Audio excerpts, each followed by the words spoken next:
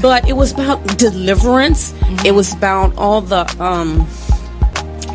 trials and tribulations we go through. People that come into our life, even people that come to try and break you down or draw you down, so that you can't stand for God or worship Him through your situation, because that's the adversary using them. We have to know that.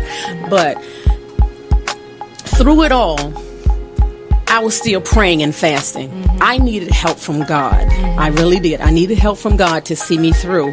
And for anyone that's going through, I say that this book is about different afflictions. Yes. Going through them, how you get through them. And I had a sister pushing me too, praying for me. I thank God for that again. Yes. But it also talks about deliverance. There is deliverance in the process. Yes. And you have to be willing to see yourself first, to know that you need deliverance. Yes. Tune in to Be Inspired every Wednesday live at 7 p.m.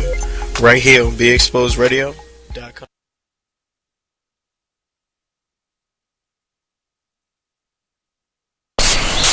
Whoa. The moment my son saw a redwood tree. It's huge! Is the moment I knew that for him, You can't even see the top of that thing! even the sky has no limit. There are some moments only the forest can inspire. Find yours at discovertheforest.org. Learn about forests near you and discover cool things to do when you go. Your moment is out there. Find it at discovertheforest.org. Brought to you by the U.S. Forest Service and the Ad Council.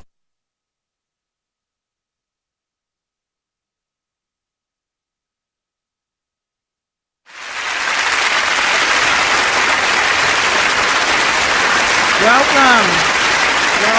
Thank you for tuning in. Sunset Soul. I'm your host, Love Dawn. That's my name. And I have with me Miss Lisha G. Hey.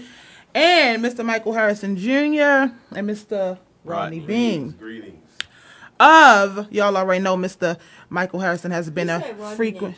Mr. Rodney Bean. Thank you. Mr. Bean. We all know Michael Harrison. I was getting ready to dive into the Black by the Man, but my apologies. No apologies. Because we started off a little, and here got to get situated. So I didn't give your name enough attention. Well, Mr. Rodney Bean. Hey. I love the proper introduction. There you go. There you go. My apologies. But anywho, we are here talking about Black by Demand. We talked about this on the show last week. The end of the show, we let y'all know that we were going to dive into the whole black businesses, and what else better way to do that than to have someone who is advocating for just that, black businesses by Black by Demand. There you go. So, Mr. Harrison, thank you for coming in. Y'all know Thank you for having me. I mean, of course, he's been with us, I don't even know how many times now on the show. Fourth time. Four? Word. I mean, I'm not counting. I'm counting. I'm not. I didn't know the answer to that, but I thank you. And we have a ball every time. We really do. So what I would love to do today is just, first of all, they already know the name because we've said it several times, Black by Demand, just in case y'all didn't hear us. But we want to give you the opportunity to give us a quick bio or synopsis on your business and what you bring to the table. Okay, so Black by Demand, I'll start with the actual title. Okay. Okay, so Black by Demand, black is for the people. Absolutely. Buy is how we practice group economics. And the demand is for prosperity and recognition. So it's kind of a play on words, right? Because at the same time, I am black by demand. And I'm demanding that black people start buying from black businesses. So it's a play on words. That's when something is said. Okay. Hit the bell whenever you're ready. Yeah, so the goal of Black by Demand, of course, is group economics. You know, like once I dove into the research and found out, like, this is where we're losing at big time, you know. Even when it comes to issues of racism, it's more of an economic thing than what we know. You know, so as a business owner, I'd have these type of conversations with people, and it reached a point where I was trying to figure out how could I contribute more other than just having these conversations and kind of spreading the knowledge that I was learning from other people. So I came up with Black by Demand. It's a brand. And the purpose of the brand is so we can put on a piece of clothing that isn't made by other groups. Everything we wear is made by other groups. So like right now, all I have is T-shirts, but at least when you wear my T-shirt and when I wear the T-shirt, and we got the wristbands, right? You know, you can feel proud knowing that, you know, this contributed to black businesses, you know, because like I said, we walk around all the time being labels for other, you know, groups and their clothes. And then after they make millions and billions, then they get up and make a statement on how they never even wanted us wearing their stuff, you know. So it's also a movement. I'm trying to create a movement that's going to push us towards group economics. And then you have the website, which is blackbydemand.com. I looked at that. Right, blackbydemand.com is the website. And with the website, I'm trying to get us to begin to do business with each other. So I encourage businesses to place an ad on there for their product or service, so that way black people can find your business. You have a lot of black people who want to participate and be more active with black businesses, but they don't know where these black businesses are at because advertising doesn't seem to be top priority when it comes to a lot of black businesses. So I'm trying to change their mind on that. And then I also have the website set up where just a consumer can do business. You know, if he just wants to sell an item or she just wants to post a job listing. So I want it to be a one-stop shop for black business. So you can go on here to find a business. You can go on here to do business. You can go on there to sell a business, you know, but just a focal point where we can say, okay, if you're trying to find that Jamaican restaurant in your part of town, go on blackbydemand.com, hit the search bar, see what they have posted. So it's a campaign of trying to convince black businesses the importance of group economics, because this has been the biggest hidden secret when it comes to us in our communities. You know, we cannot sit back and wait for someone else or somebody we voted for to take control and improve our situations. And what no one's telling us the whole time is that we have the power within our own hands. Spend $1.6 trillion a year with other races and their businesses. If even 10% of that went towards black businesses and empowering ourselves, we could change our own circumstances. And it's so deep, because even when you look at racism in America, right? The one thing that no one is attaching to this racism, when you see our children, our brothers and sisters, you know, getting murdered by the police, no one is attaching to it that this is an economical problem. You understand what I mean? See, as a black person, they have no fear of making sure you don't receive justice, because the reality is, what are you going to do other than get mad and march? But see, you can't do that to groups who have economical power, such as the Asians. See, if you did that to the Asians, they can say, well, I'll tell you what, if our Asian brother doesn't receive justice for what you guys did to him, you won't get no more imports. Won't be nothing else in this country with a tag says made in Hong Kong, you know, made in China. See, we don't have that economical power understanding. We have the power, but we don't understand. We don't understand it. That's what's going to move them. You understand what I mean? Just being mad and, you know, printing T-shirts and starting up movements is great, but it's not going to get the result that we could get on an economical basis. You know, so Black by Demand is designed to bring awareness to that. We have the YouTube channel Black by Demand. I also checked out some of you. Some good, really good videos, y'all. Check it out. Thank you very much. You go under Michael Harrison or Black by Demand? Black by Demand. Yep. Black by Demand with Brother Mike on YouTube.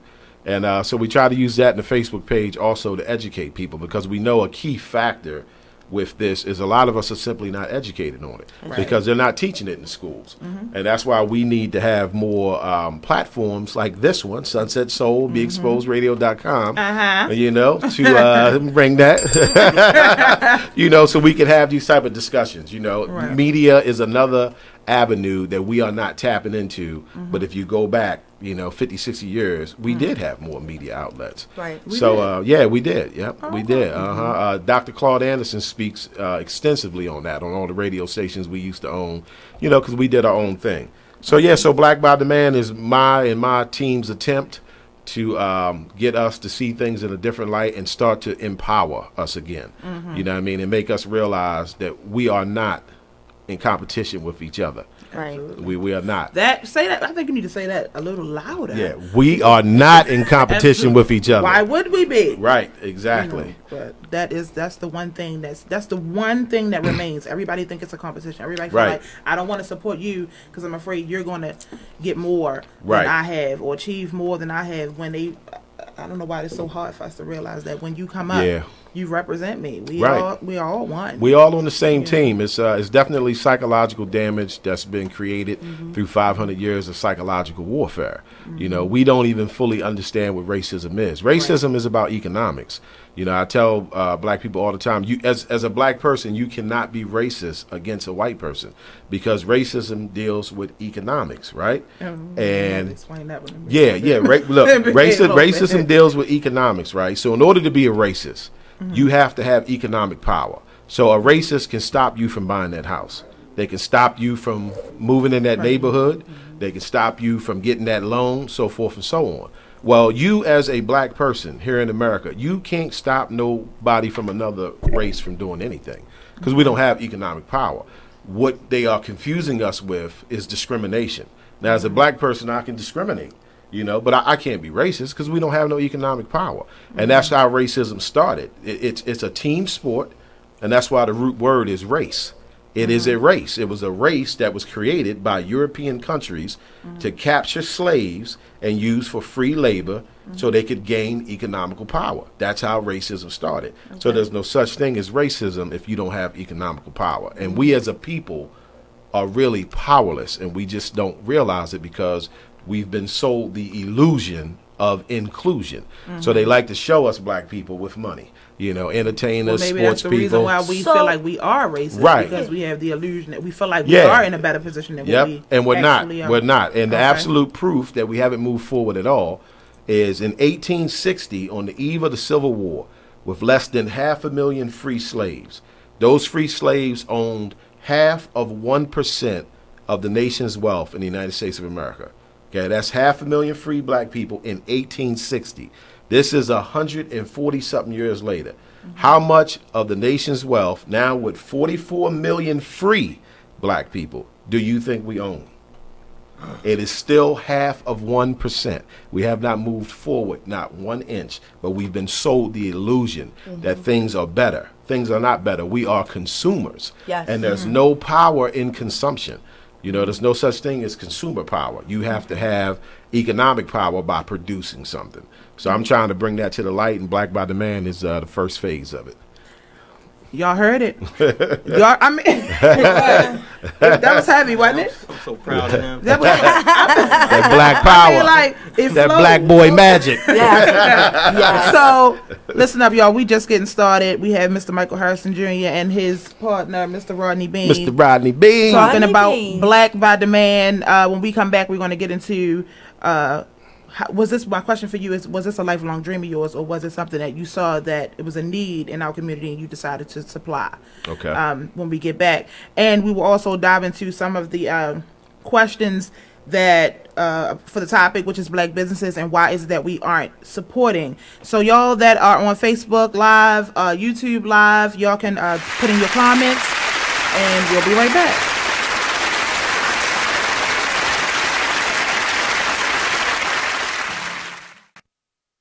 You are listening to BeExposedRadio.com.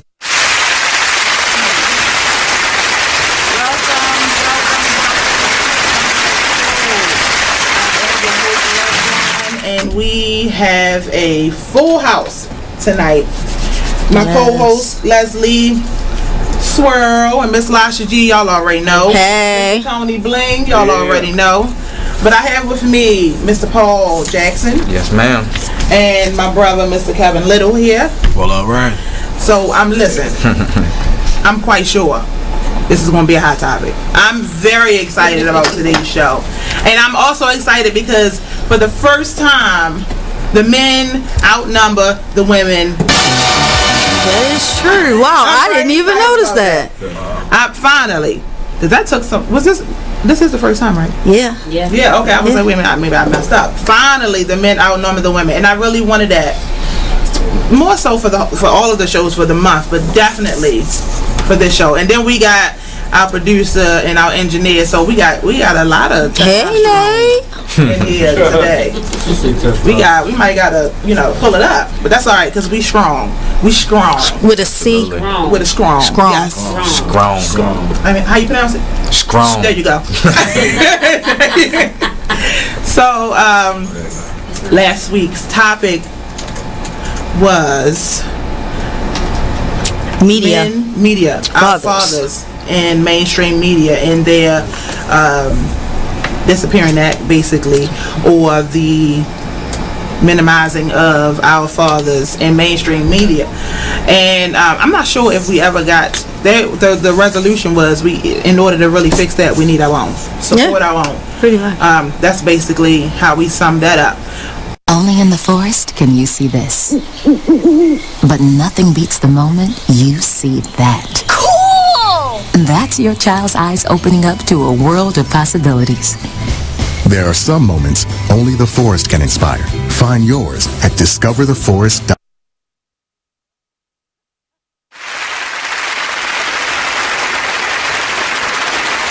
We're back before the commercial break. Mr. Michael Harrison was giving us a rundown on Black by Demand. And the question that we asked him before we left is, was this business a lifelong dream of yours, or was it something that you saw that was a need and you decided to supply? Right. Yeah. Black by Demand in particular wasn't a lifelong dream. Just being a business owner was a lifelong dream. Mm-hmm. At an early age, I recognized as much as I could at an early age that I didn't like what I was a part of. You know, I worked in factories, I worked in warehouses, I worked in retail, but you know, it was like it was the same game, and I knew something was wrong here. You know what I mean? Because I'm seeing my people in droves in the back, in the warehouse, in the trucks, loading, unloading, lumping, receiving, shipping, right? But whenever I had to go to the front to deal with some paperwork with human resources, nobody up front looked like me. Mm-hmm. See where well, I'm let Marnie from Talk Lately say her name is Linda. She's in human resources. Nobody looked like me. So I consider myself to be a conscious brother. So over the years, between lectures that I've attended, watching videos of elders speak on situations, and with that mixing in with my consciousness of us as a people, because I realized at an early age that I was in a system that was trying to teach me to hate myself. Sure. And I refused to hate myself. You know what I mean? I refused to hate myself. So, that made me want to practice hard at loving myself. And in the process of doing that, I realized some areas that we was falling short. So I'm a barber by trade. So in my shop. I saw your work. Right. Good work. Thank you very much. So in my shop, it's a little small private suite. So me and the brothers and sometimes the sisters, we get to have certain conversations. And these type of conversations would come up a lot. And so I came up with the idea of Black by Demand just as a business owner of wanting my business to have more exposure. How can I get more people to find where I'm at? Because I'm in a spot where people would say, I didn't even know you was in here until I happened to come in. And after talking with other business owners that own businesses, black business owners, they had the same problem. So it just dawned on me, like, I need to put something together, where we can have a focal point, Dr. Claude Anderson was real encouraging in this. If you haven't had a chance to read his books are wonderful. He kind of leads the pack on the reality of us as a people and understanding the game we was in. So once I started understanding the game, I just felt I needed to do more than just talk about it. Okay. So I came up with the idea of having the website, and then having businesses be able to place an ad at an affordable rate so they can be found. So well, was the next question. First of all, how is the feedback when you do talk to people about coming, being a part, as well as how would somebody link up with you to partner up with you and speak into the mic a little okay. Into the mic? The feedback was always positive. So I got a lot of great lip service. I didn't get the same type of response as actually putting ads on there. But everyone I've talked to definitely loved the ideal. And I think what it is it's so new. And just as black people, we just suspicious of each other, Yeah, so right off the back, as much as they love the ideal, it's like they still want to kind of hang back and check it out, see how well it goes. So I understand the uphill battle that's involved with it. So, we just keep on pushing and try to educate. But yeah, all the feedback's been very positive. So how do they find you? They just go to your website? Yeah, you can just go on blackbydemand.com. Buy is spelled B-U-I as in purchase. And it's very simple to register for ad. You just click on the publish new button and it'll instruct you what to do. As far as reaching me, I can be found at Black by Demand and then the number 4 and the letter U at Gmail. So that's Black by Demand, the number 4, the letter U, and that's at Gmail. So you can reach me there at any time. Anyone that wants to partner up or bring any new ideas to the table, I'm definitely open for hearing it, because it's not something I'm doing just for me. Right. I'm trying to do something that's going to have an impact on us as a people. You know, like I want those who kind of hold the cards to see that, you know, we are starting to understand the game that we in. Okay. You know, I definitely appreciate it. And I'm well, you know, I already know that I'm going to be bringing my my book Never Get Too Black by the Man. right. That would be, I that would help appreciate me that. out. Yes. Greatly. And we'll So, promote it on Facebook too. thank you ever so. But today's topic goes hand in hand with what we're discussing right now about Black by the Man, and the fact that the reason for why we aren't supporting most black businesses, one of which is because, like you said, we don't even know where they are. Right. You know, that's one of the basic responses that you hear. So thankfully we do have your website that we can, that's one thing. We also had of, you know what, We Buy Black and things like We that. Buy Black is wonderful. Yeah, he actually lets them sell the products from the page. Oh, okay. Yep. Okay. So yeah, very nice. It's down to ATL. Okay. So let me ask you this, going into today's topic, why aren't we supporting? Is that, well, first of all, do you think there's a simple answer? Is there a simple answer to why we aren't supporting? You think there is one? I think there's one. Okay. I think that we just don't trust ourselves as a people. Okay. It all boils down to the fact that we don't know how to love ourselves. We don't trust ourselves. We find every little thing wrong with anything that we do in the African American community. And granted, there are some stereotypes about African American businesses that have stayed strong. They're still strong. Yeah, I spoke on that on one of my YouTube videos. They have, but it's worth the sacrifice. You deal with the being taunted and followed in Asian Asian stores when you're in the hair store or we deal with the standing over the shoulder. We have a high tolerance for that stuff, but not for each other. But we can't deal with a little bit of what we would consider attitude or whatever. So I think it has a lot to do with the fact that we just don't love ourselves. We won't admit it, but we don't. So until we get to the place where we start to take ownership of who we are as individuals and start to rekindle the sense of community that we used to have. And granted, I understand we've been so spread out as a culture that we really don't know how to accept a specific culture, but we need to take the time to invest in developing that. Okay. What you say, Mr. Matt? For Mo, this is my opinion on the matter. You can't hear me? I can hear you a little bit. Go ahead. How about now? Okay. My bad. But what happens with people is that most black businesses are extremely expensive. You know, like, there isn't a cheap black-owned business anywhere. And I'm not saying that they don't deserve what they're charging, or, you know what I'm saying? But we as a community, we all like to shop cheap for certain things. So if you go into the black-owned store and a loaf of bread costs $2, but you could go down the street to the Chinese people and it costs $1.50. You know what I mean? Bread. Huh? Nothing. That was just an example. It's this thing of, is it really bread? I mean, no, but what I'm saying is that's just an example of an item. Sorry, no. I hear you. I agree. I mean, as far as it being expensive, that's always been a question of mine. But you have to can I rebuttal that? Yeah, business-wise, you have to cover overhead. Well, yeah. You have to be able to, your pricing can't just be and I get what that, people but what you want have to to pay understand for. is when people one of know the main that there's reasons somewhere else to go cheaper, they don't look at it as a sense of community and say, well, hey, I'm going to shop and get a black guy. And I was going to touch on that too. Yeah, one of the reasons black businesses tend to be a little bit more expensive is because you have to understand the economics of business. Like a lot of small black businesses, which most of our businesses are, they don't have access to wholesale items like these other businesses. See, like if you look at the beauty supply, right, you take like the Asians.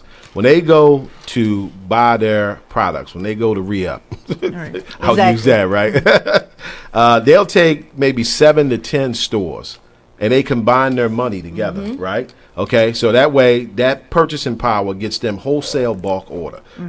They have that delivered to a warehouse, and then they all show up and divvy it up. Most black businesses don't have access. Go right to back that. to, like you said, community. Right. Because we don't work together. We don't work then together. we get what we get. We'll be right back, y'all. The next question on the floor when we come back is, my question to the panel, have you always supported black businesses? Who or what was instrumental in your decision to do that? I know I can say now I haven't. Nobody was instrumental in me supporting black businesses. So that's the question on the floor. When we come back, y'all can call in 410-702-5657 or leave your comments in the comment box. Be right back.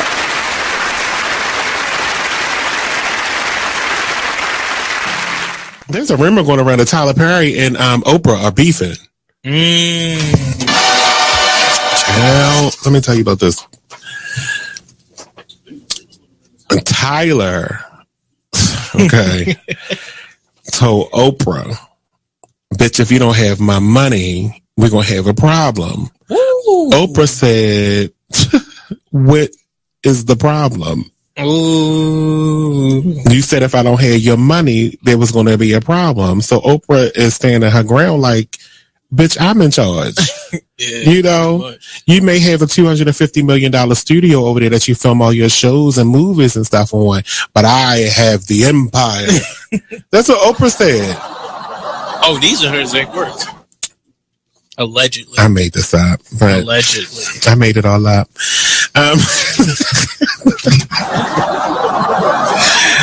But there was a rumor that they were beefing. But Tyler confirms that they don't have any issues. So it says it was recently reported on the rumors that was swirling that the twosome were on the outs over constructive criticism of a Perry show. Well, I got some constructive criticism, and we can be on the outs, Tyler, and I don't give a damn because I'm going to make a promo out of this anyway and share it to your page. I need the scenes on Have and Have Nots to be like 5% shorter, each one. I want you to watch an episode of The Young and the Restless, because this is supposed to be a soap opera. No one's dialogue on The Young and the Restless is like this. You don't have to talk about the random plant in the corner for 25 minutes on one damn scene. They talk about random plants. It was a blood stain on the floor for 5 episodes. I can't take it. We need to kick this up. I'm sorry. I love the Have and the Have Nots, and I continue to watch it in its 5th season. But I get so mad when I can go get myself a glass of water and come back, and he had just started the next sentence in his first paragraph. I can't stand it. They just want to get the point across. It's not but you don't get the point for 4 episodes. It's too much. So, now according to ET Online reports, Tyler Perry has a pre-cut and dried response to, a pretty cut and dry response to the rumors about him and Oprah. Here's what he says. It's completely false. What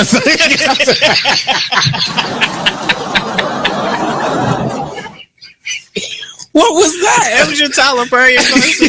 Oh, God. What?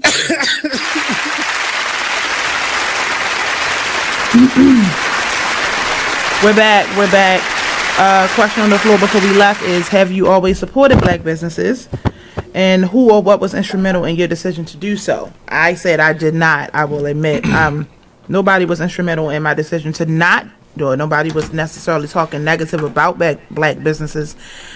Well, you know what? I take that back. My mother, which I kind of got from her, we never really, well, you'll hear in my house a lot, we don't do the blacks. I just don't do the blacks. I say that all the time.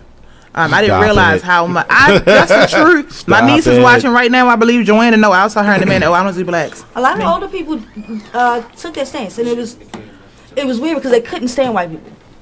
But my grandmother, grandfather, they quote unquote love African American culture, but they wouldn't do anything black business. Yeah, the old folks used to say white ice is colder than black ice. That's what they used to say. But that was a form of ignorance that got developed in us because, you know, once we integrated and was able to have access to things that had much more money put into it, it was a nicer restaurant. It was, you know, a better bus stop, so forth and so on. So that strayed us away. I don't think anybody came up in the past probably 40 years with anybody emphasizing you need to support black businesses. It just simply wasn't taught to us.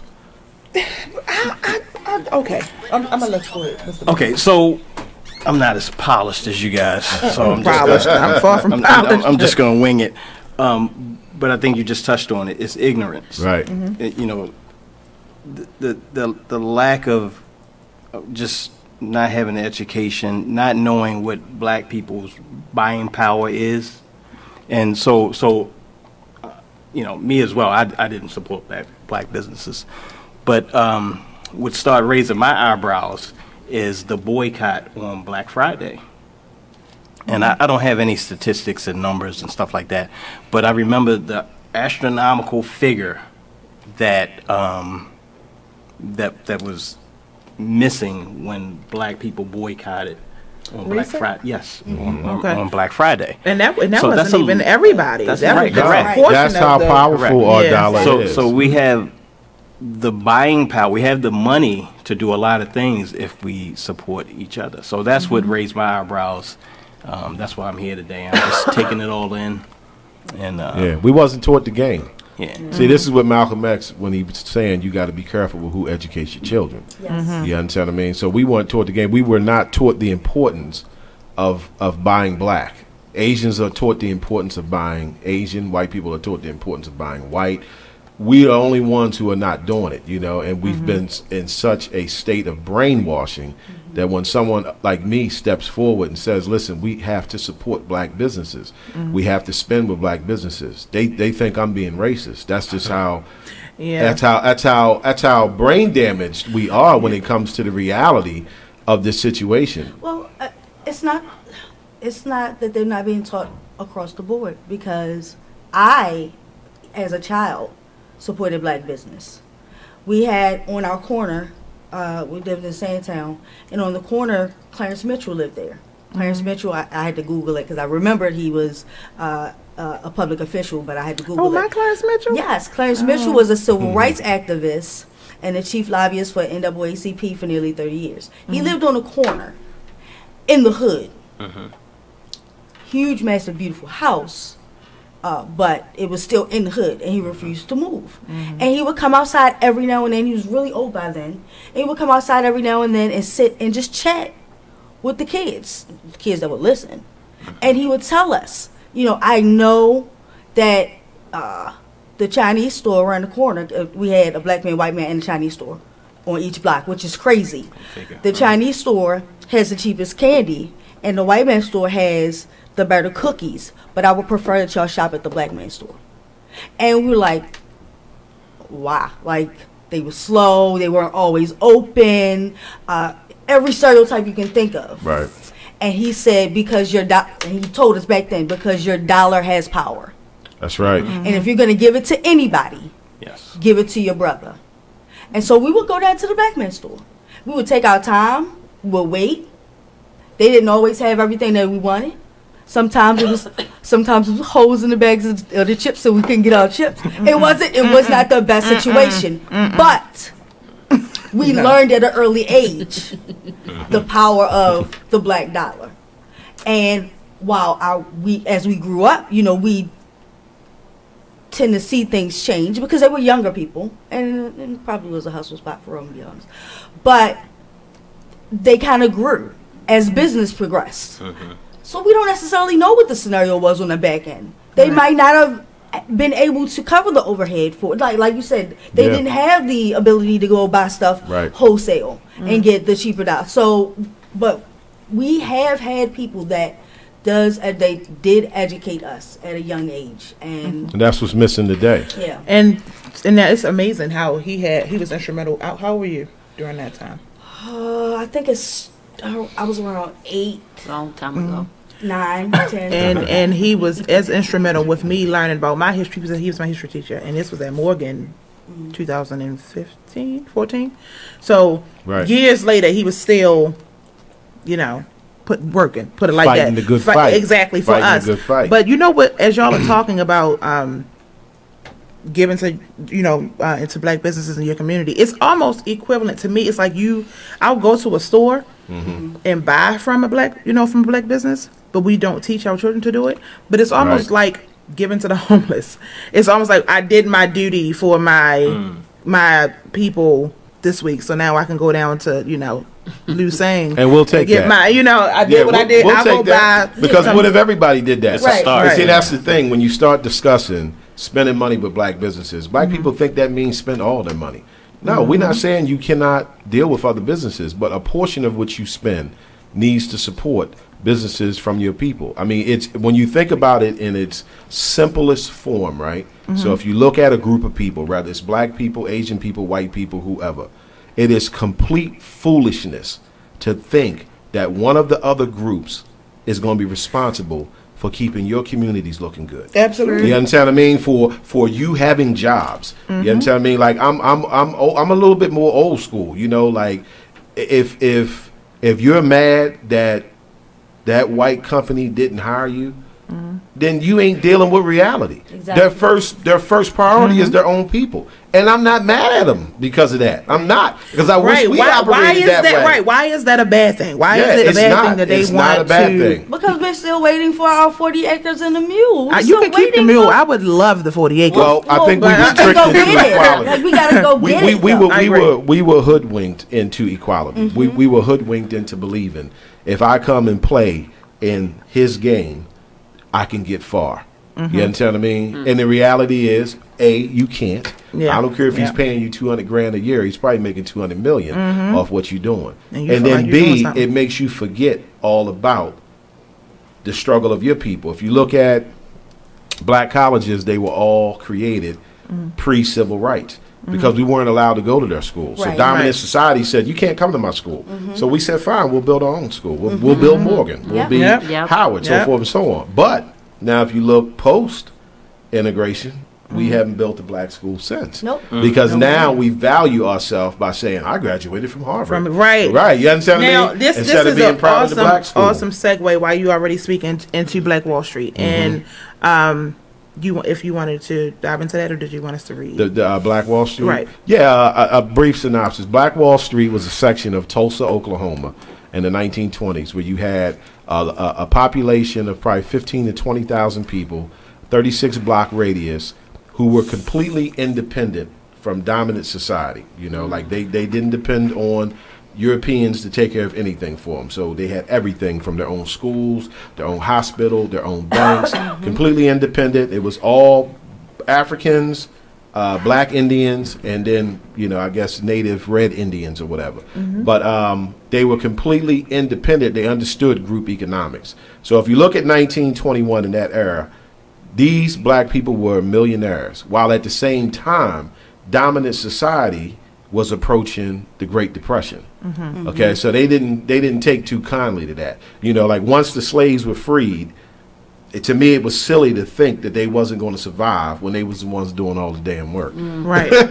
Now you gonna turn me loose and be like, well, go on, do your thing. Fine. So we did our thing, and because of that, they got very fearful that we were going to basically become dominant society ourselves. So they perpetrated false claims of, some, black dude said something to a white woman. So the Ku Klux Klan came in and started burning down businesses. They started a riot. The Ku Klux Klan couldn't get the job done because, we fought back. So they sent in the National Guard to drop bombs on it. And that's how much fear is struck within dominant society when black people start to realize the money we spend, we can take care of ourselves. Because, see, dominant society cannot be rich if you and I don't participate. This is where the money comes from. Right. You know what I'm saying? So if we start taking that back and spending that with our own businesses, it's going to empower us. Yes. Now, the reason why that was significant, what I just now started getting into when I read it. Now, I've heard of Black Wall Street prior to the show, but I didn't really take the time to dive into like detail. But you wanted to speak on accountability before we even get into it, because you said you had made a point about him. That it started with one man. Right. It was one man, one wealthy man. His name was O.W. Gurley, right? Of course, they moved to Tulsa and all that. But he acquired his 40 acres. I'm just saying. He walked in the door with his 40 acres. But he bought his 40 acres. He bought his 40 acres. But there was I think it was something significant about the 40 acres. That's all I'm saying. This was strategic. Right. The whole purchase of the 40 acres was strategic for the purpose of creating an area for the black man to develop his own. Okay. So, and this is what we lack in African American community. We lack the drive to take care of other people once we get there. We get there and then we get out. We get there, we get low. We select we select certain people and then we get low. We don't believe, and that's the only thing about multi-level marketing that I've always applauded. You can't grow unless you build the people beneath you. We do not build anybody outside of our circle. No. We don't want, we want to get there first, and I might throw a couple bones out there, but yeah, I need to go ahead and take care of that. Right. As a community as a race of people, we lack that drive. The drive that Mr. Gurley had. He set out to build an area so that his people could thrive on their own. Lisa just said we're cliquish, and Shalene just said she's never heard of that, which is amazing. Right. That we have never heard of Black Wall Street. So what does it's that amazing. What does that tell you about 12 years of education? Right. But yet no one knows about Black Wall Street. Share. Yes, please, y'all. Well, those who are watching, if you could share so that others get an opportunity to watch the show and listen to this awesome discussion. But Mr. Gurley started with 40 acres, one man. And it developed into a rooming house, then into three two-story office buildings, over 600 successful businesses total, 10,000 African-American residents, 21 churches, 21 restaurants, 30 grocery stores, 2 movie theaters, a hospital, a bank, a post office, libraries, plural, schools, law offices, bus systems, and more. Wow. They understood group economics. Right. With one man and 40 acres. And he could not possibly do it alone. Now keep in mind though, they needed this because they couldn't go to these places anywhere else. Correct. Because they were segregated. Now, it's awfully funny that not too long after Black Wall Street was destroyed, desegregation was put in place. Sure. So now that now desegregation is put in place, and you can go into whatever movie theater where's the need for Black Wall Street now? Well, one of the tricks that they use today, right, and that they've been using for years is the whole minority thing. Now, I know that sounds strange to people, but trust me when I tell you, when they created the category of minority, they had a purpose behind it. See, after slavery, there were certain things that were put in place to help black people, get on their feet and get situated because we were slaves, because of what we went through. It wasn't reparations, but it was to say, listen, we got to create laws where these people are not going to get held back, you know what I mean, and give them an opportunity, because this is a game of Monopoly. Everybody started out with their $200 except us, right? So once all these things were put into place, right, then they switched over to this term called minority. Because, see, once you switch it to minority, now you're involving Asians, white women, Nicaraguans, Mexicans, humpbacks, Wow. It involves everything. So you've just taken away from what was supposed to have been for black folks. None of these people should be entitled to what we are entitled to because they weren't slaves. Absolutely. Exactly. You were not a slave. You should not be able to come here and then benefit off of what was set aside for us. But that was done on purpose. That was done by design. And that's to exactly, make sure you still never prosper. Kevin Little just said, this was, I guess, talking about Black Wall Street, that China was interested in trading with Black Wall Street, and that would have propelled them to another level. Once government caught wind of that, they got jealous. That's right. They had to get rid of them. I didn't read that, but Also and the oil, and which we're going to get into the oil when we come back from commercial. Mr. Antoine Wallace is leaving comments about why he doesn't want to shop black. We're going to get into that, and we're going to continue our conversation about Black Wall Street when we get back. Stay tuned. We're still reading your comments. We expose radio.com Sunset Soul. We'll be right back.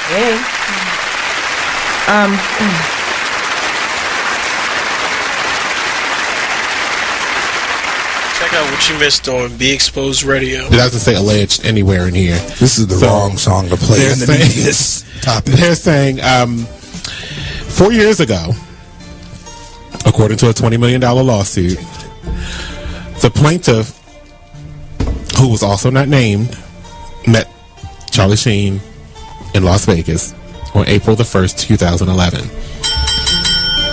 The sleeve suit claimed that Sheen entered into a nefarious plot designed to lure plaintiffs into a luxurious hotel room to serve his prurient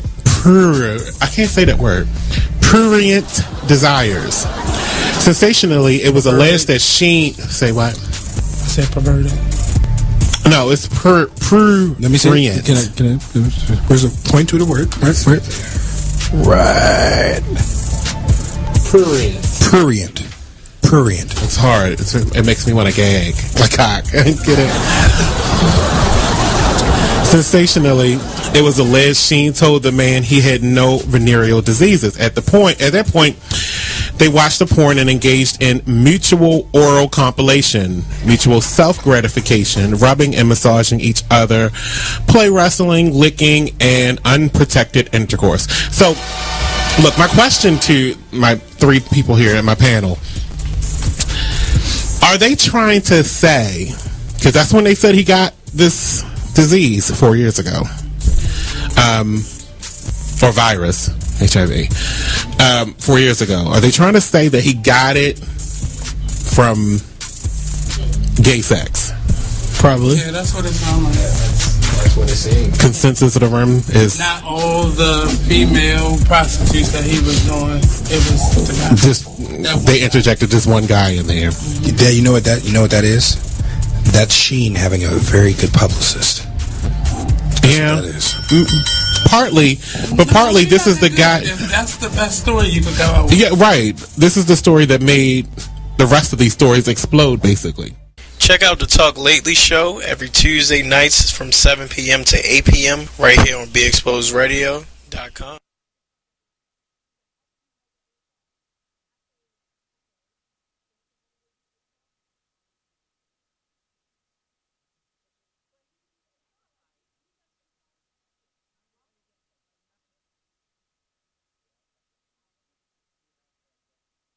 Check out this flashback of the Artist Exchange Radio Show on BeExposedRadio.com. If you had a dream venue, where would that be? Like, some people want to do Carnegie Hall or like a big stadium somewhere. I want to go with Madison Square. I want to feel that so building. You just gonna shoot for the moon. I want to feel it. I want to look out and just feel the vibration of all of those people there to be uplifted and all of that, 'cause that's what I want to do for people. So are you dancing? Or you? I want to implement that. I think I want to start doing some blocking, like not like tear it up, but just like a little 1 2 hell, a little not voguing, but kind of the essence of it. Very posy and hit the mark. Yeah, we're not trying to like bust out sweats. So that's mean you don't have the dance gene and you. I can dance. Okay, that's not what I was doing. I can dance, but I'm not, trying to get that. That's not my lane. I want to keep it really kind of a retro feel with like the new school with a retro feel. Like okay. Little Banji Soul. Yeah. People gonna start using that. Right. And they should. Little Banji Soul. Yeah. But just mark it so people know, like, this was mine. This where it came from. Because, people was queens out here now that was princesses last week. They was princesses before my album dropped. Now they queen or something. Like, Pinky. I'm on these folks. Oh, hi. We are back. We are back. We're live. When we left, we were talking about Black Wall Street, and we are still talking about Black Wall Street. My thing is, okay, let me just read number 3. When I saw that during the oil boom, during the 1910s, the northeast part of Oklahoma flourished. This included Tulsa, by which including Greenwood. So as you know that not only did Mr. Gurley have his own funds and money to build this community, when the oil, what was it? The oil, what was it? It's just discovery of oil. Okay, the discovery of oil came, and then it wound up. It was very lucrative for the state of Oklahoma. Mm-hmm. So the point is, Oklahoma, Tulsa, and by which Greenwood all benefited from the oil. Right. This is a prime example of preparation meeting opportunity. This is okay. When the money started to roll in, we as a people were able to reap the harvest. Right. My question is, why is it the money, when it started to roll in, Lord, let me hold this paper up. My question is, why is this concept hard for the black community to adapt now? That when preparation meets opportunity, Mr. Tulsa already had it. He had already created a community. He had already created these jobs. So when the money was there, when it came in, everybody was able to benefit. But we would not have been able to benefit from this discovery of oil had we would have not been in place.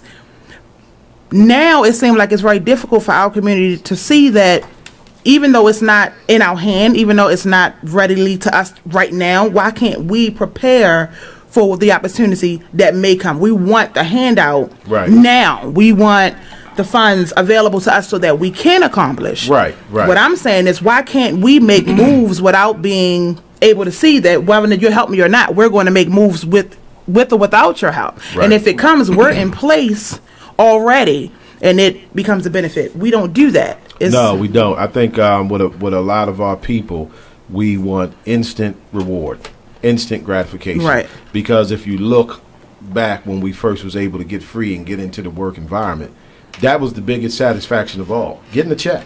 Never got that before, you know. So it's like, not only did I not get beat today, but I got a check at the end of the week, right? Right. So we want instant gratification, and you're right. We're not looking at the big picture, saying, listen, I'm gonna bake this pie, but I need y'all to help me with the ingredients. You get the sugar, right? You get the apples, you get the crust. We can't see that. We just call me when the pie done.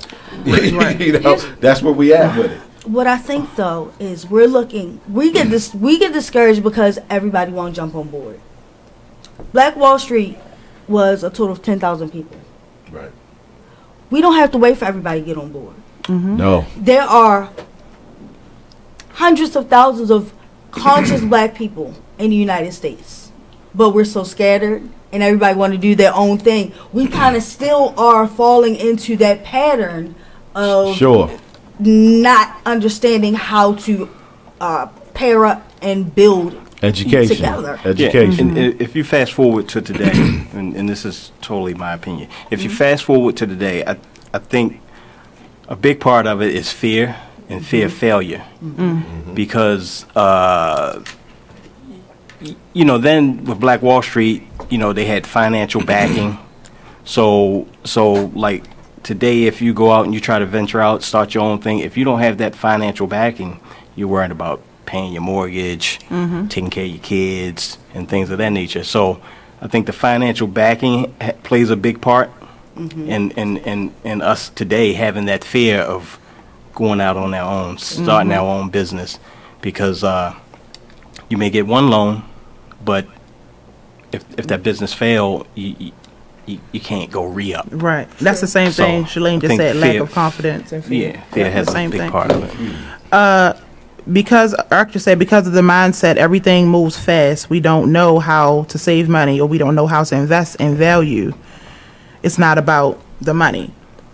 And I agree. I mean, that's what I'm saying. To me, I just feel like, but if we shouldn't be expecting the money.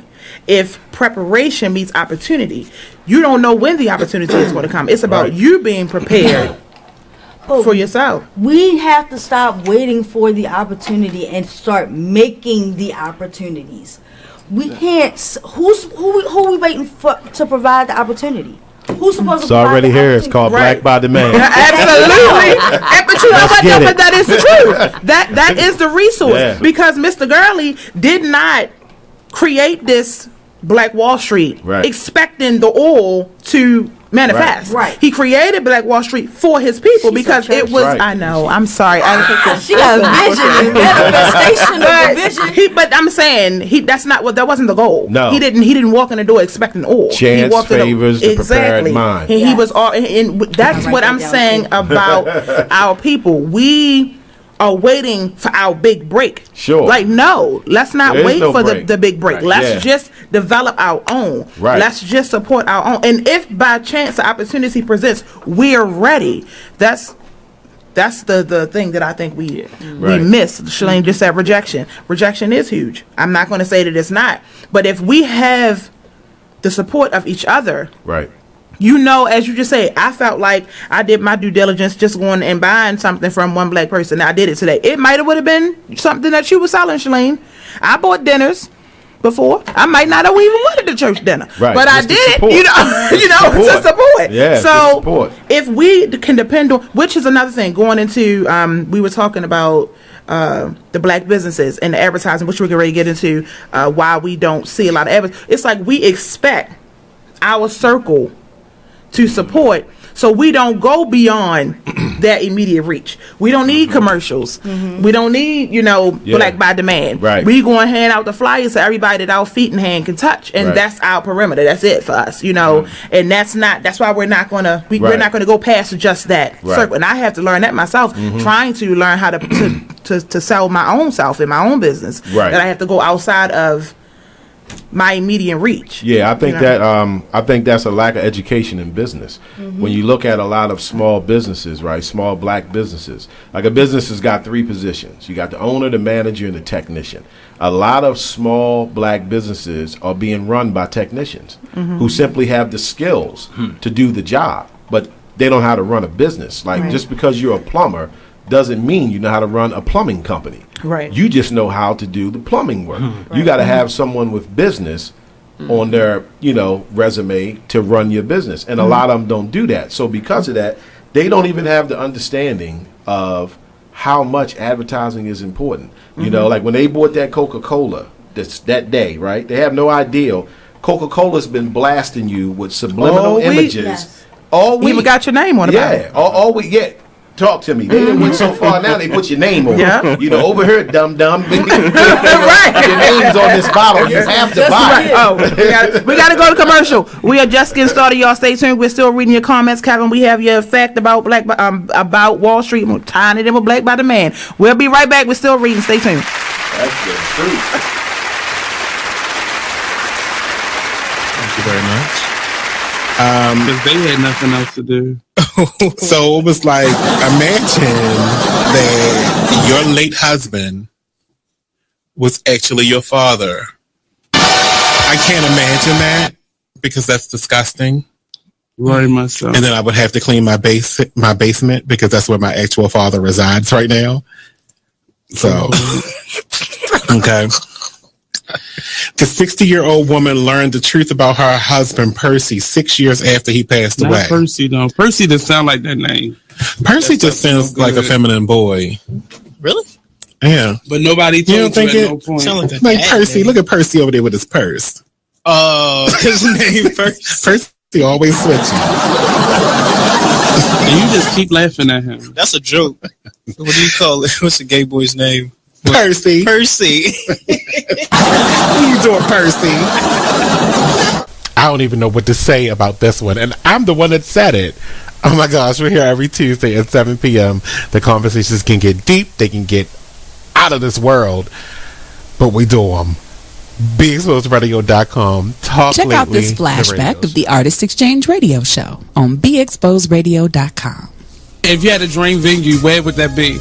Like, some people want to do Carnegie Hall or like a big stadium somewhere. I want to go with Madison Square. I wanna feel that so building. You just gonna shoot for the moon. I want to feel it. I want to look out and just feel the vibration of all of those people there to be uplifted and all of that, because that's what I want to do for people. So are you dancing? Are you? I want to implement that. I think I want to start doing some blocking, like not like tear it up, but but just like a little 1-2, hell, a little not voguing, but kind of the essence of it, very posy and hit the mark. Yeah, we're not trying to like bust out sweats. So that's mean you don't have the dance gene and you. I can dance. Okay, that's not what I was doing. I can dance, but I'm not, trying to get that. That's not my lane. I want to keep it really kind of a retro feel with like the new school with a retro feel. Like okay. Little Banji soul. Yeah. People gonna start using that. Right. And they should. Little Banji soul. Yeah. But just mark it so people know, like this was mine. This where it came from. This where it came. Because people. We're back. We are back. We listen. Before we went to commercial break, Kevin had put another fact that we didn't have about Black Wall Street. Yeah, Kev. He said he just read that they said the dollar would circulate between 36 and 100 times before it left the community. Up to a year before it left. Okay, so it went around the community 36 to 100 times before it left out of the community. But now, since 1995, it only takes 15 minutes to leave the black community. Yeah, and I don't even think it's even 15 minutes anymore. Like when you look at Europeans, the Jews, the Middle Eastern Indians, and Asians, their dollar circulates between 6 and 18 times within their community before another race touches it. Now, the black dollar is more powerful than all of those dollars because we spend more. So 1.6 trillion, and it doesn't circulate not one time. So no sooner than we put it out, take it out our hand, and put it. Well, we don't have real communities. See, so this goes back to the education part. We speak the word community loosely. We say a black community, but we don't have a community because a community involves economics. So a community is where you have people, and that dollar is circulating because when they go to the store, it ain't the little Asian chicken box spot. It's a black spot. You understand what I mean? It ain't Asian beauty supply. It's a black spot. So a community has to have economics surrounding it that keeps the community going. All we have as black people is neighborhoods. Now, a neighborhood is just a place where you lay your head, sleep, and eat. So if I'm in the Holiday Inn this weekend, that's my neighborhood, because that's all a neighborhood is. A community is something different. And the powers that be have made sure that we did not focus on developing communities. So when you don't have a community, then any race can come in and put a store around your neighborhood because you have nothing in place to stop them. See, all the other groups have it. This is why you can go to any city, and within that city, you'll find Chinatown. You'll find Jewtown. You'll find Little Italy. See, those are communities. So but they got their stores around black neighborhoods, and they take all that money all year long out to black neighborhoods, and then they take it back to Little Italy. And take I'm trying to think if I ever even heard of a Harlem. No. Yeah, we don't even have no communities. We don't even have Harlem anymore, baby. No, it's not. No, Harlem's white. Remember Bill Clinton moved in? It was done. I didn't know that. Yeah. Wow. That was a true sign right there. The president lives here? Nah, ain't no black people there. So yeah, we don't have communities. Okay. And you know what they did? They just rotate. Asian families. So you'll see one family there for 5 years, and then when they look exactly alike to me, so I don't know. Right, they sell it to the next family. They practicing group economics. Go into the nail shop. If you go in the nail shop, you have one family that actually had the money, and they bring in a group from home and give them jobs. I have a job for you. Yeah. Spend 250 hours. That's it to get licensed as a nail tech.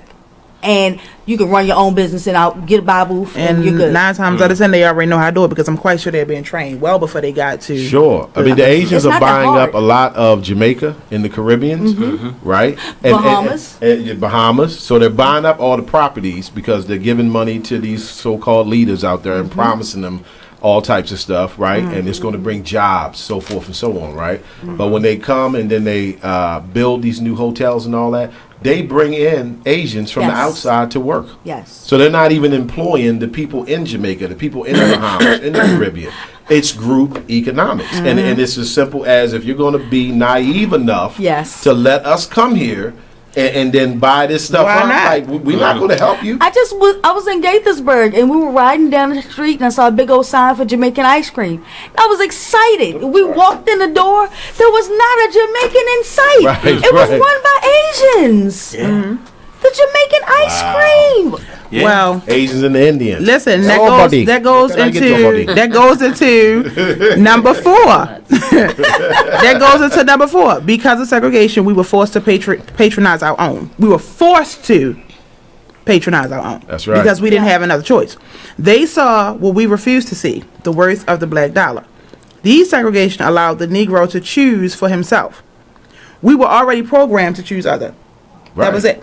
So they knew we didn't have to do. We don't have to do much. Just let them go because they already know where they're gonna go at. You know, they're gonna always come home. They want to join us. Why fight it? How do you change that? I think the first step is black by demand.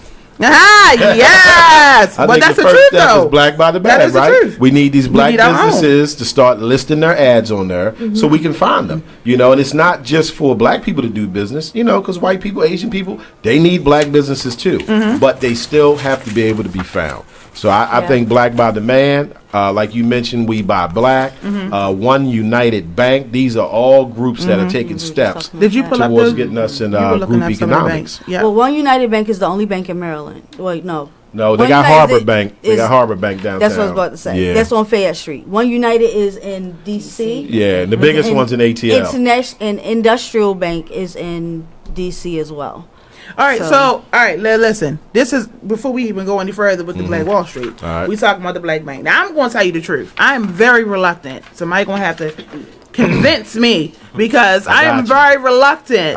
To put my money in the Black Bank. It's still backed by the same. I mean, as long as it has the same insurance backing as Bank of America. You know what's crazy though? I don't know what Bank of America insurance and that's backing sad. Is. What I know you put your money in Bank of America. If something gets stolen out of my bank account, they give me back my money. They suck though. Okay, so let's. All right, I'll give you a couple reasons. First, you have to recognize the banking system that we're used to, which is dominant society, right? Okay, so they take black people's money all year long and they lend it out to everybody except you.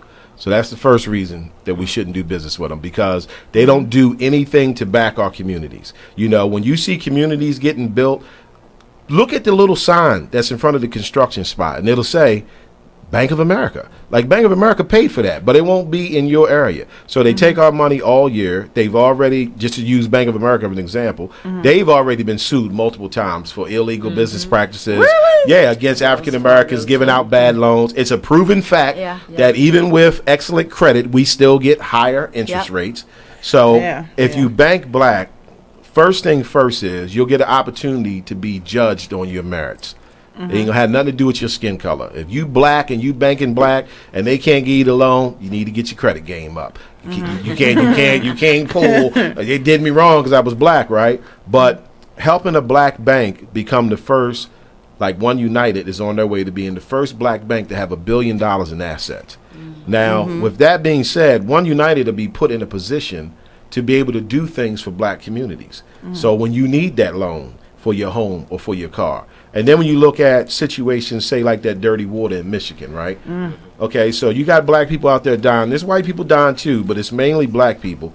But what can we do as a people?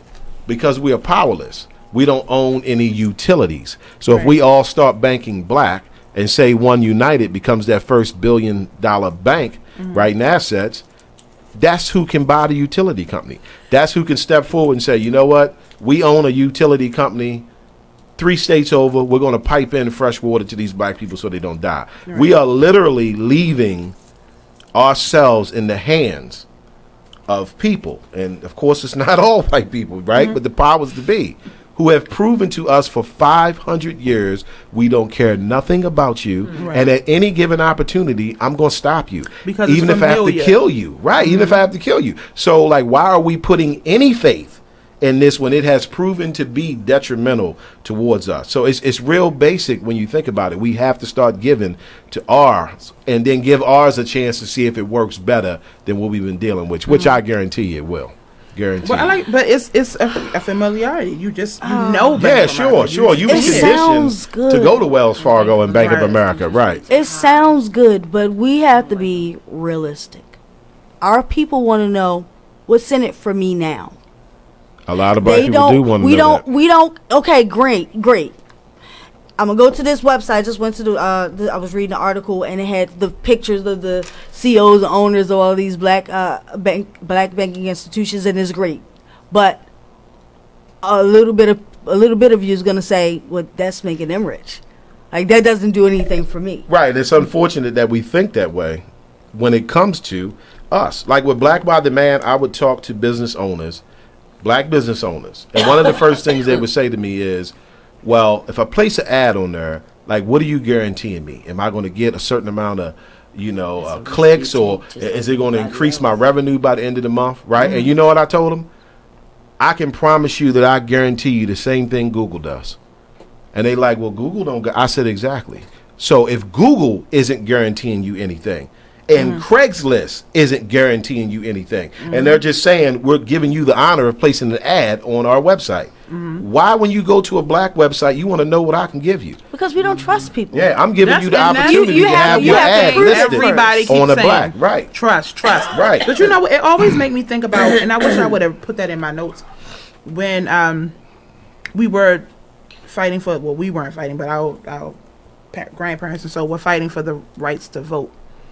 And it was all the stipulations that came along with we got the right, quote unquote, but then it was you couldn't have your land had to be paid off. Sure, they came up with all kinds of Jim Crow money.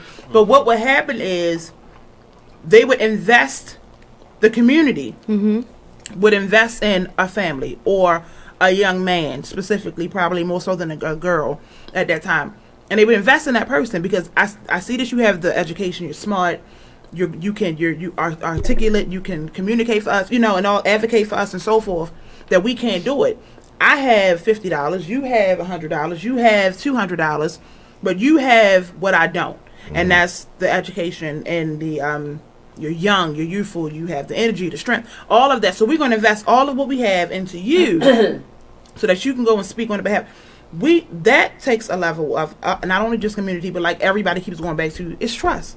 And that's the one thing that we do not have anymore. But how, if they didn't have that, where would we be at this point? Right, I mean, there was trust somewhere in our community. We understood the game.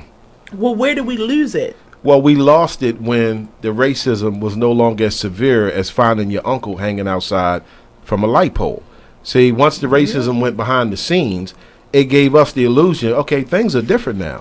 No, they just figured out better ways to oppress you without actually having to kill you in front of hundreds of people and have a mob, So that caused us to, lose grip of the reality. Like, those people understood who they was dealing with back then. All of them had personal experiences with it, from getting lynched to everything under the sun. So Stockholm syndrome has set in on us, like we have love for our oppressor. You know what I mean? And we don't have that love for us. So I think first thing first is we're going to have to talk and educate ourselves as well as our children. Like it may be too late if you 30 or over. It may be. I don't know. But I know with the children, we still got time. Yeah, but you get what I'm saying. Like the older the person is, the more of a struggle you're going to get them to understand and how important it is that we have to start supporting each other, because if we don't, we are going to perish. And I can't stress that enough. Black people do not understand. If changes don't happen, I don't care if it's through Black by Demand, We Buy Black, One United Bank, you are going to perish completely. We are no longer number 2. We're not even number 3. We've been bumped down and nobody's saying nothing about don't know. it. Nobody's saying nothing about it. All right, we're going to go to commercial break. When we come back, we're going to talk about the 3 takeaways we can use when building our own startup communities or businesses. When we come back, we're still reading your comments. You can continue to comment on Facebook or call us 410-702-5657. We'll be right back. 2 minutes. You're listening to BeExposedRadio.com.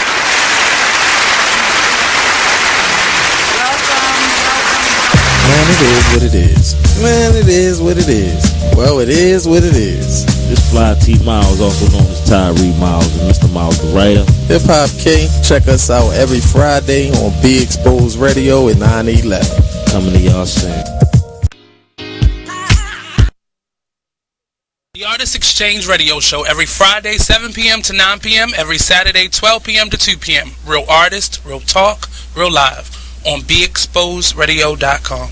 As busy as you are, because they're good at itemizing their time, and they actually have a passion for what they do. One of the biggest lessons that I learned, I get to say this on Weird, was finding people who are not only interested in doing what you need to get done, but people who have a passion for it, because that will eliminate the idea of people just working for a paycheck. Right. Because when people sign up for a paycheck, we all had jobs where we slacked off, where we stole away in a little storage room. Fell asleep. Thank you. I saw a meme the other day that had Bart Simpson and the little boy with the glasses. I didn't watch the show, so don't be mad at me. Don't send me no daggum messages. The little boy with the glass, Millhouse, that was his name. He's showing him a cave, and it says, when you're asked to show around the new coworker, and it says, this is where I come to cry. Cool.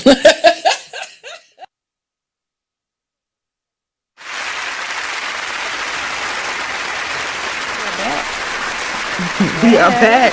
Before we left, we were talking about, we were continuing our conversation on Black Wall Street, and we're going to dive into the 3 takeaways. But I do, though, since we have had such an in-depth discussion, want to get into the actual attack on Black Wall Street. It was the race riot from May 31st into June the 1st of 1921. It began because of the alleged assault of a white elevator operator. 17-year-old Sarah Page was claimed to be assaulted by a black shoe shiner, 19-year-old Derek Rowland. In the attack, it killed hundreds and left an estimate of 10,000 people homeless. And y'all can know the stories. I mean, you already know. We already got into what Greenwood had, what Mr. Gurley had accomplished. And all of it basically was destroyed because of an alleged assault. Alleged. Not to mention the fact that there were thousands of bodies that were buried outside of cemeteries. Oh yeah, they lied about the numbers. They did not. I mean, they've gone back and dug up remains outside of the cemeteries.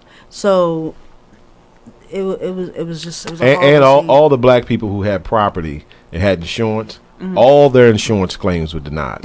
Wow. All of their insurance claims were denied, and they allowed white people to file insurance claims that were approved. And the only people that got charged with assault was 9 people, and all 9 of them were black. Yeah. Wow. And for fighting back. Yeah, you know, like with the police today. Police come lump you upside your head, and you trying to get away, fight back, and you get charged with resisting arrest. But this is my question: is how is such a vicious? I call it a vicious crime. They of course would not label it a crime, right? But how was it not taught? How was this not even mentioned? You know, you hear about the Holocaust. Who writes the curriculum? Yeah, that's for our school. You know, but we have to take some responsibility for that. I get why it's not in our books. Because that's not something they want us to know. This was a cover up. What I'm saying is, you knew, I knew of it, not detailed. It was not significant enough for us. We hear Martin Luther King I love him from what he, but there's so much more history that we can discuss for the full month of February. Right. Yeah. Besides that march, this being one. Yeah. Why is this not discussed within our own communities? Why isn't just at this point? I'm done with the school system. We know the school system suck. It suck. Period. Right. Okay. Absolutely. But we're not taking responsibility, and that's what I was gonna say. I'm saying that as a person myself, and I'll take this charge. The fact that I've ran a summer camp since 1996, I have either ran or been a part of, supervised, and graduated up to owning my own. And I've never taught Black Wall Street, and I've taught history after history. I mean, like I'm not limited to the things that I teach the kids, but I didn't teach this. Right. And I want to know, why is this not even a conversation? It's hidden history, like you said, but you can find it. It's hidden history. And then going back to the psychological programming, black people have been programmed to not discuss the harm that has come to them. You know, like that's always been the situation, whether you go back to physical harm or just mental harm. So we've been programmed as a people. Like, I could sit here and talk about racism, right? And she could be a white woman and be fine with it. The black people will be uncomfortable. And in the reality, you would think she would be uncomfortable, but it won't be her. It'll be the black people, because that's how they psychologically trained us. So nobody wants to discuss the real deal, not even black people, even it's in our benefit to know and true it's almost history. like we don't believe say it. Like they tired of it. Like you know how many people I hear when we were talking about the recent show that was on WGN Underground. As soon as you tell people, have you watched Underground? I'm so tired of seeing all these black slaves. I mean, I'm like, it's not that kind of movie. They actually, you know, stepping it up, and they, you know, it's not. But why? I mean, why are you tired of I can understand the logic. I can understand their logic. You want to see something positive. You want to see us progressive. You want to see those great things about where we are as a group of people. So I can understand to an extent. I watched Roots once, and I don't ever want to see it again. Ever. I don't want to see it again. It was painful to watch. So I can understand that. However, we have to acknowledge the fact that if all we're giving people is what you're doing wrong, because realistically, if we listen to this here, we've talked about how bad we are as a race. Period. Like, we just talked about how horrible we are as a race. And if you want to get on board, then you got to support other people. But we don't teach people how to build themselves. So all of this, these people here are listening. We've told them how to build the black race. And we've told them how to build the black bank. But how do they build themselves? And until they learn how to build themselves, they'll never be able to build anything else. And that's what we're going into right now. Now, it says 3 takeaways we can use when building our own startup communities or businesses. But to me, these 3 things is the same thing what you're saying, building yourself.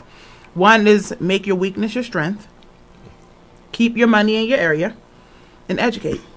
Educate's the biggest one to me. Because once you educate yourself, then of course you're going to see that 1.6 trillion is what we spend. You're going to see that it only takes 15 minutes or less for our money to leave out of the community. So you're going to keep your money in your area. You're going to learn because we don't trust anything.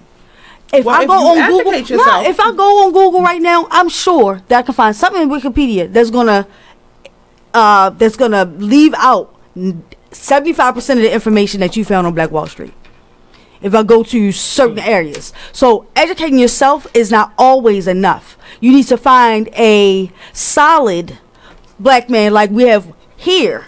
Somebody that you can trust. Brother Mike, Black Brother Mike. Y'all have to take the platforms, and y'all have to keep it going. Like, we have to take personal accountability for our brothers and sisters. If we believe that they lack the education that we believe we have, then it's our responsibility to get it to them by any means necessary. So if that means that we have to start setting up platforms, if we have to start giving away stuff, we have to make the sacrifice, then we have to make the sacrifice for what we believe in, and then they'll learn to trust you. It's not until they trust you that they'll eat that. They're not going to believe it. They're just not going to believe it. It's already ingrained in their mind that everything is out to get them. Yes. Everything. You also have to, you have to support without thinking that you're going to get anything in return. Yes. Say that without question, right? I'm sorry. Because we just had this conversation. So that's the thing. That's why I salute Brother Mike. Thank you, brother. Appreciate it. He's taking a big step. But it's up to us to support him. Yes. And to continue Please support me. Yes. Without Please support thinking Black that you're going to Body get Man. something back. Exactly. So, in other words, if there's a block in the neighborhood, okay, and they open a chicken spot, and they open a chicken spot, okay, there's other individuals that may not want that chicken spot to succeed. Okay, so what they'll do is they'll open a chicken spot, and they'll sell their chicken wings $2 cheaper. Okay, so most people will say, "Oh, well, their chicken wings are cheaper. I can save money. I'll go to them," and not support Brother Mike. So in turn, what happens if Brother Mike's not making any money? He can't continue to keep his business going. So it's important to continue to support. Well, that's why they're not doing it, because they don't want him to keep his business. Yeah. Well, exactly. I mean, yeah, you definitely got to tap into the minority of us, right? That's who is interested in the consciousness. This is my thing, because I know that I've been labeled prejudiced in certain instances. Yeah. Well, prejudice I don't even think prejudice is the word. I don't know. I don't. Well, I you think, just be salty. I'm not. No, because she does. I don't like the fact. I just feel like that we don't honor our culture properly, right? And then everybody else puts us on such a level, you know, and we don't pedestal. I'm sorry, thank you. I'm just not ready today, and we don't. And then you had, okay, so there's this I'm assuming Asian. I don't know when it comes down to Asian versus Chinese or not, so forgive me. Right. I don't know. They ain't us. Just say they're Asian. And they Asian singing, read all of them. and they singing these gospel songs, choir songs, and they killing. They killing. You saw them, because you know. And I cannot in good faith get into it, because I feel like, sing your own songs. Yeah, exactly. Why you just stop it? It's stolen culture. Yeah. I mean, they singing Hezekiah. They singing the African American to call and response. You know, which goes back to that's ours. Yeah, that's right. That's ours. You know, or Kimmy. Sorry, I don't know if I'm supposed to name spots. Soul food spots. Asians. Every store, like, they either sell Chinese food, which really ain't Chinese food, right, or soul food. Supply and demand. Like, I mean, we can't get mad at them. Okay. I'm not mad at them. I will say they that. play the game properly. That's where I changed. If y'all gonna buy it, I'm gonna supply it. Because I wouldn't, when we start frying better fish, because I'm gonna tell you exactly. Exactly. And that's the thing. I'm sorry. Oh, okay. See, we talking about, all right. Oh, we're gonna go to break, y'all. Stay tuned. We just getting started when it comes down to the why we ain't shopping. Be right back. Step out game up. Check out this flashback of the Artist Exchange Radio Show on BeExposedRadio.com. Welcome back to the Artist Exchange Radio Show, here live on BeExposedRadio.com. In the building, we have live Mr. Michael Ryder. There we go. And Mr. Steve Yarn. They're doing a partnership based on what was it again? The stories of the Vulcan Blazers. An awesome production that they have coming up. And now the name of it will be called Baltimore Heat. There we go.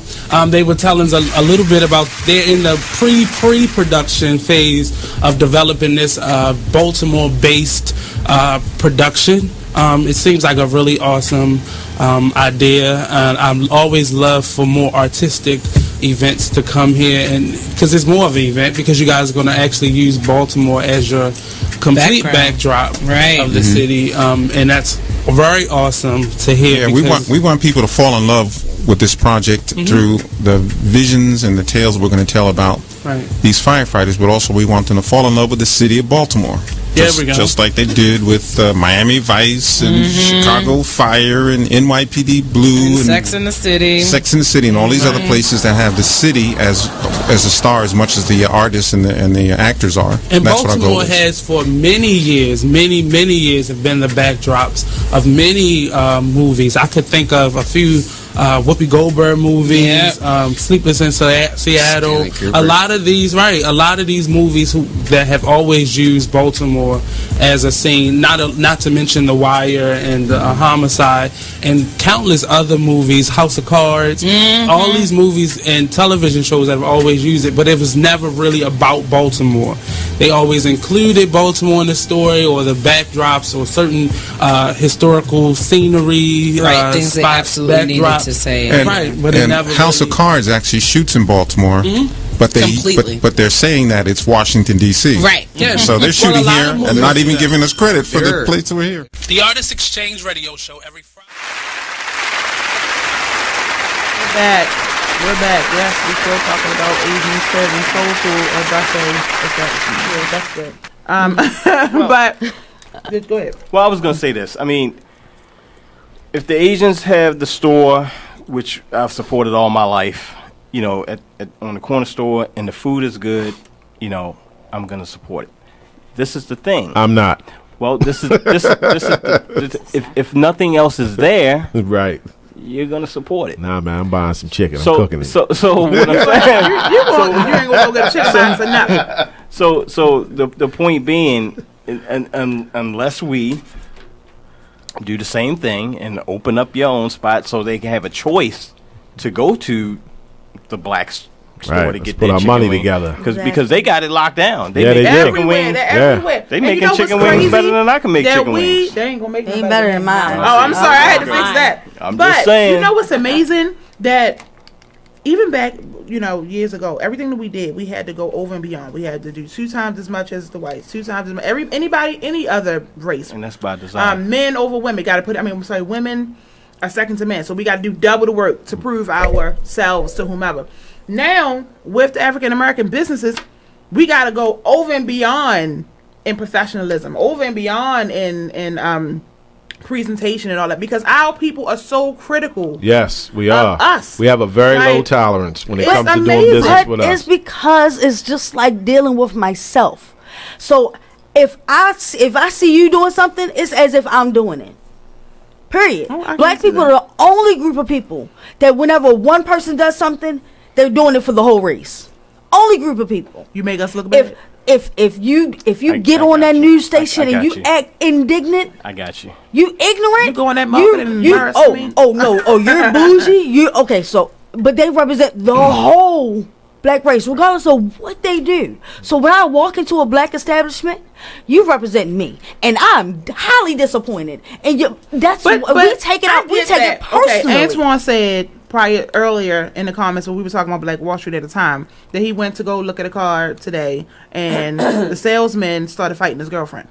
That ain't even. But that's isolated. But why do we make these things a black thing? That's ignorance. Because we were having a discussion about black businesses. But I'm saying a person who was has it his car dealership? I'm sorry. Was it the black man's car dealership? I'm not sure. I guarantee. Antoine, if you're still here, was it the black man's car dealership? I'm not sure if it was. No, well, I tell you what, salesman. he might have been a car salesman. But he represents the whole black race, so it becomes the black. But I can promise you that was not car dealership. A white car dealership, and he is fighting his girlfriend in it because the standard is still set. Unless he can continue this conversation, and then he went to jail. It has to be a next part to it to make that make sense. Then, if it was, because we tend to do whatever we want to do when it comes down to us. It's like when I walk into a black business and the person, let's say, is on the phone. If it's me, they'll continue to talk on the phone and take my order like we cool. We ain't friends. I'm still a patron. But that's not all black businesses. I'm saying from the consumers. It doesn't have to be black business. It could be just a black person. It could be in the market. We're so overly critical with our own race. White people, Asian people, Mexican people do the same ignorant stuff. But we don't know it. That's what I'm saying. We don't see. We have to hold each other at a certain standard. We have to. I agree. Because if we don't, then you can't complain about the lack of professionalism of African American businesses, and then don't say no. You can't. That's not acceptable. And you're not going to do that with me. You think they don't know? You can't control other people.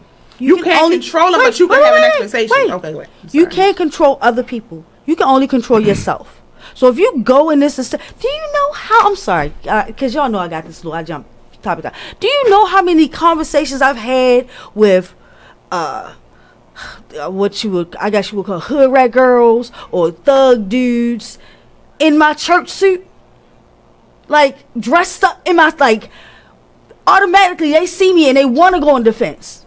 But I have a conversation with them about how they speak, how they address other people, cursing out loud, what they're doing with other people, and they take hold of that, not because of who I am, but because of how I approach them.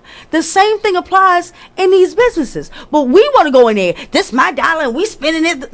We act just as ignorant as they're acting. But because you walked in with your suit on, you've already set a tone walking to them. Exactly. That's all I'm saying. And what I'm saying is when you walk in, they're not setting the tone that they're setting is negative. So that when I walk in and you are texting, and if Leslie walks in first, you put the phone down, good morning, and then I come in, you continue your conversation. That to me is insulting. I agree. Let me chime in on this, right? And I'll tell you what that is. What it is you got to go back to the psychological warfare, right? We have been conditioned and trained to care about what white people think and not what black people think. You see where I'm coming from? So it plays a part into, like you said, that salesperson. If she walks in there, they're like, hey, how you doing, ma'am? You know, can we help you with anything? But then if you walk in there and say, oh, what's up? You know, and they're not giving you the right. Because when you go back and look at what I was saying about us being powerless, even that black person sees you as being powerless. What are you going to do if you don't like what I did? Yes. But whereas if she goes in there, because she represents the dominant society, the mental is different, thinking like, well, because she could probably get me fired. You know what I mean? She could probably call somebody. She has a power that you don't have. You understand what I mean? So we have to be deprogrammed and care more about what we think of each other and not what other people and when, are thinking. And when they realize, though, it's how you respond to that is what's going to determine whether or not it's going to spark change or if it's going to antagonize the situation and make it worse. I respond the same way with anybody. Black, white, Chinese man, whatever. I always say, what's your name again? Right. That right there. That's all I say. Yeah, I do that because they immediately, first of all, it puts they them don't back know in check. Exactly. They don't know who you are. And even if I'm not going to do nothing with it, that just lets you know I'm capable. I will. Right. You know. But okay. Here's the thing. Okay. So I put a video up. Going with what we're saying, I put a video up on Facebook about the secret to silence of the Negro. You shared it, so you saw it. Yeah. And there were 3 things that they were talking about, and it made me so mad. But then it's kind of like can't get so mad because they're telling the truth. Telling the truth. Because they target us. Yes. Our race look over, like you said, look beyond us. We're irrelevant. Right. But yet another race look at us like that's who you want. You got the Chinese people love us. The Asians they cook our food. Sing our songs, wear our clothes, take pictures of it. If you go over there, you hear all that. You know, they target us. It's not even a secret. No, it's not. It's right in your face. I work out Cherry Hill. I don't think it's any store. Every store out there is. They just opened. They actually they didn't even have a grocery store in Cherry Hill. That's because they know where the buying dollars are. Exactly. Right. And that's what I don't understand how we don't see that. Now I didn't know the numbers. You just said we spent 1.6 trillion. Right. I didn't know what the numbers were, but I knew it was enough that they want. That they want so much of our money. They call us liquid assets. Absolutely. Yeah. So the secret to selling to us. This is they want. This was from 1954. The Negro buys by brand. Still. Yep. Still, yes. The Negro buys quality. Right. And the Negro does not like to be switched at point of sale. Like once they have made a decision on what they want, they don't want any more options. Don't come and say, well, you know, I know you like this, but what about this? Right. You know, as if to me, what I'm saying to this, with this is buy by brand. They use saying that because we were not able to, get the name brand things back during the slavery or whatever, we didn't have the money, how funds were, that now that we have come up, we don't want nothing but brand. Right. We want to show that we getting money. Right. They need to come up. We have to be seen. We need the attention. These are the things that they said. The Negro wants quality. They don't want penny ante stuff because we worry so much about what other people think of us. The video specifically said if a woman when she buys it for what her friends would think about her, you know, and so forth. And then a Negro does not like to be switched at point of sale. To me, you calling me stupid, meaning that I've already got my mind made up. Don't confuse me. Right. You know, when I get to and this, it has thousands of views, and this wasn't It wasn't a meme. This wasn't something created for a joke. They were really marketing device. Right, it's marketing, hands down. How is it? It's so in our face, and we not see it at the same time. We see it. Well, you know, we've been conditioned to see our validity, right, as being better than the next black person. So when you see black people wanting to wear brands all the time, so here's a group of people that went from being branded like a cow with a hot, iron to now volunteering to wear the brands of the people who initially branded you, right?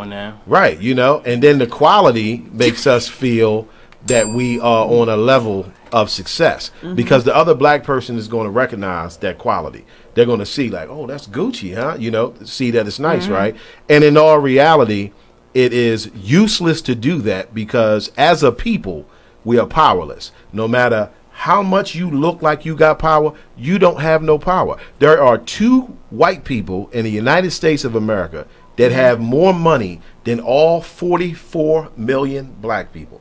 Really? 2 white people that have more money than all 44 million black people. So when black people are trying to be bougie and trying to look like they got it and this is quality, this is Gucci, who are you comparing yourself to? Because you certainly are not comparing yourself to white people because they got the game wrapped.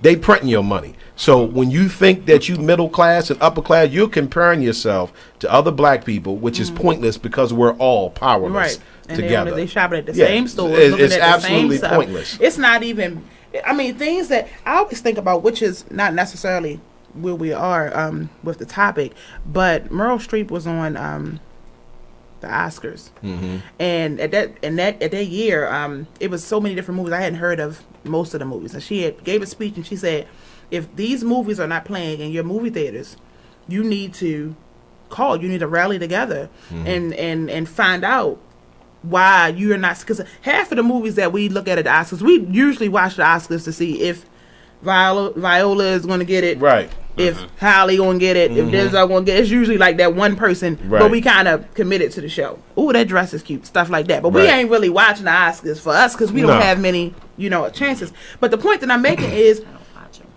they don't even offer us the stuff of substance, the stuff worthwhile. You saying you tired of looking at slave stuff, but yet how many Real Lives of whoever of the housewives is it? Right. It's the same housewives, LA basketball wives. How is that even cute? But they will commit to it. Why? Sure. Because it's another set. Oh, they live in Jersey though. Right. Oh, but they live in Atlanta though. Oh, but they housewives. And it's still the same ratchet. dumb drama. Right. It's the same story, but we'll commit to it. But I'm tired of watching the same slave stuff. Right. I don't want to see. Go ahead. I'm waiting. Right. Oh, okay. But I don't understand how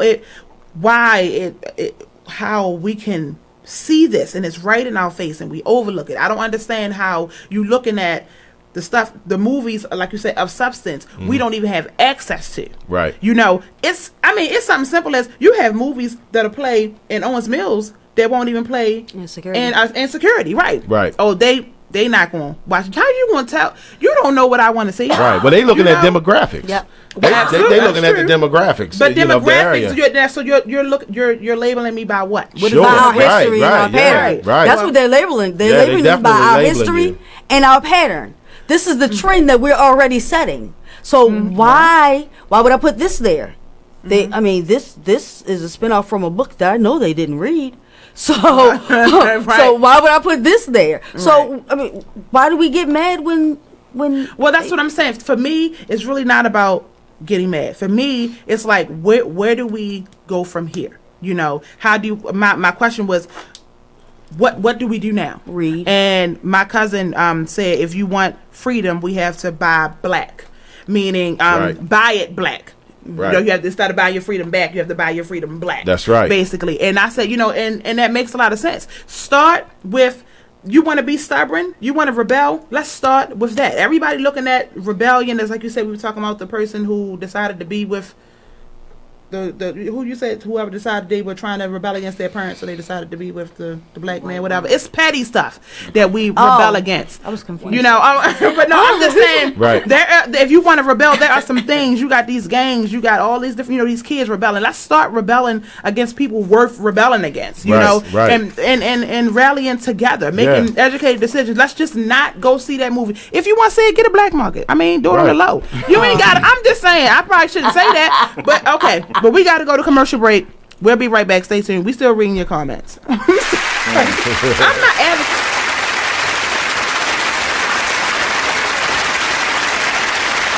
Hey, what's up, good people? It's the man you all know and love, E. Digger. Make sure you check us out every Saturday from 5 to 7 p.m. Eastern Standard Time, only on BeExposedRadio.com. Couple minutes left in the segment. Sure. Change is good. Yes. Knowing when to make that change in your life. And I think it's important that you know a strategy. You know where you need to go.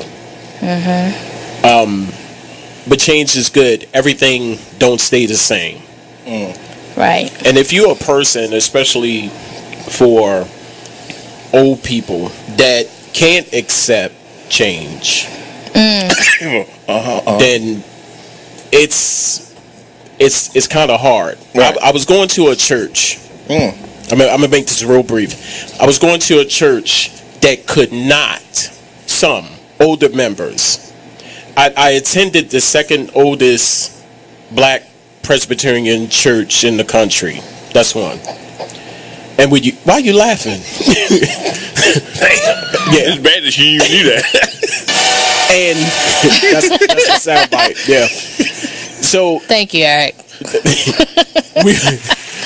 we would play certain music, and we implemented a lot of equipment or instruments like drums and piano, and the style of singing changed.